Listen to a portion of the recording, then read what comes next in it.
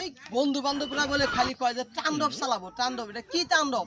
ঈদের দিন 4টার সময় কি তাণ্ডব চালাবো? এটা তো দেখার লাগবো আমার সামনে অর্ডারে হয়েছে কি তাণ্ডব চালাবো। অর্ডার তো নাই যে তাণ্ডবের কথা হয়েছে। আসিতাছে এবার ঈদুল আজহারের সবচেয়ে বড় সিনেমা তাণ্ডব। ও তাহলে এইটাই হে তাণ্ডব সিনেমা। আরে তোরে ভাই কতদিন ধরে খুঁজে বেড়াইতেছি, তুই কবে আবি বাবু?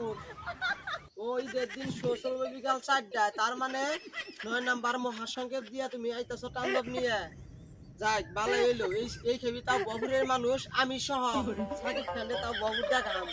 সুপারস্টার সাকিব খান যখন বগুড় আবো, বগুড়ের মানুষ পাগলে আর দেখবার নি গেলাম।